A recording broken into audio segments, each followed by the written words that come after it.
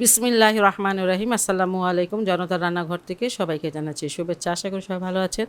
আজকে যে রেসিপিটি করব সেটা হচ্ছে চিকেনের একটা রেসিপি। আর এখানে আমি দিয়ে দিব, এক সাইডে একটু পুদিনা পাতা রাখলাম আর এক সাইডে একটু ধনিয়া পাতা রাখলাম। এই যে সাতটা এখানে, এটা হচ্ছে কাজু বাদাম আর এটা একটু মানে ভাজা, কাঁচাটা দিলেও হবে। এখানে একটা আস্তা রসুন ব্লেন্ড করলে 1 টেবিল চামচ হবে, আদাটাও ওই পরিমাণেই দিয়েছি। এখানে এই যে 3-4টা কাঁচামরিচ দিয়ে দিলাম, এগুলো একদম ঝাল না। যাই হোক, এখানে আমি দিয়ে দেবো বেরেস্তা, সেটা আধা কাপ হবে। আর এই তরকারিটা যখন রান্না করেন বেরেস্তাটা কিন্তু কালো হবে না, এমন সোনালি কালার হবে। এখানে আমি আধা কাপ দিয়ে দিচ্ছি টক দই। আর এখানে মালাই থাকলে মালাই দিয়ে না, এটাও মালাই, এটা হচ্ছে দুধের স্বর। দুধের স্বর ঘরে এটা উঠিয়ে রেখেছি, সেটা এখানে হবে 2 টেবিল চামচ। আর এগুলো সব কিছু আমি এখন সুন্দর করে ব্লেন্ড করে নেব।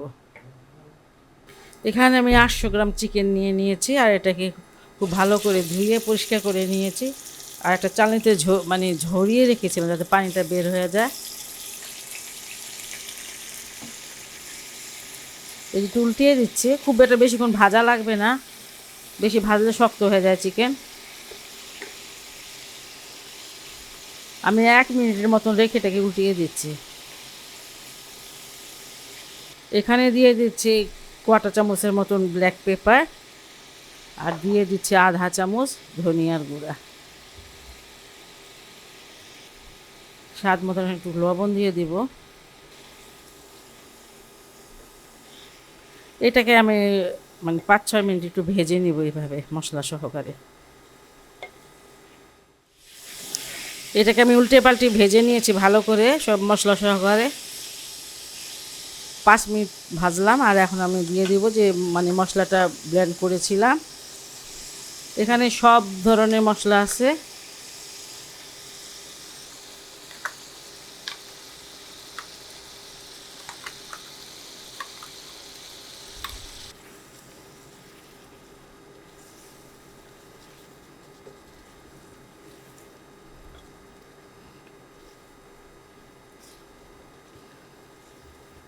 এই জারটা ধুয়ে পানি দিয়ে দিলাম।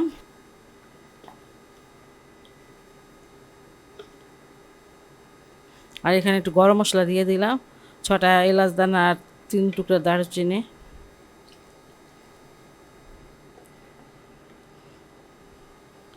প্রায় 200 গ্রাম পানি দিয়ে দিলাম ওটা ধুয়ে।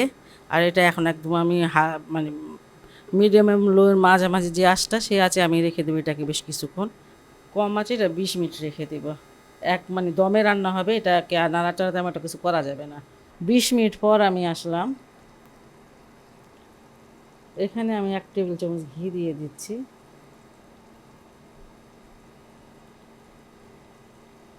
আর 1/4 চামচ দিয়ে দিচ্ছি গরম মশলার গুঁড়াটা।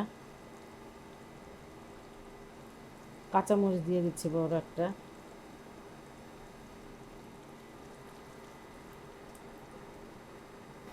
রান্নাটা আমার হয়ে গেছে আর এখন আমি চুলা বন্ধ করে, প্রায় 3 মিনিটের মতো রেখে দিব। আর এটা এতে মানে সব কিছু ঘ্রাণটা এটা মাংসের মধ্যে ছড়িয়ে যাবে। যাই হোক, আপনারা এই মানে চিকেনটা ঈদের মেনুতে রাখতে পারেন। আর এমনিতেও ওটা খুব কম মশলা কম ঝাল, এটা আপনারা অবশ্যই অবশ্যই মানে রোজার মধ্যে খেতে পারেন। যাই হোক, খুব সহজ এবং টেস্টি একটা রেসিপি, বাসাটা অবশ্যই ট্রাই করতে পারেন। আর যদি ভালো লাগে তাহলে চ্যানেলকে অবশ্যই লাইক কমেন্ট সাবস্ক্রাইব করুন। সবাই ভালো থাকুন, সুস্থ থাকুন, নিরাপদে থাকুন। দোয়া করি, আল্লাহ হাফেজ।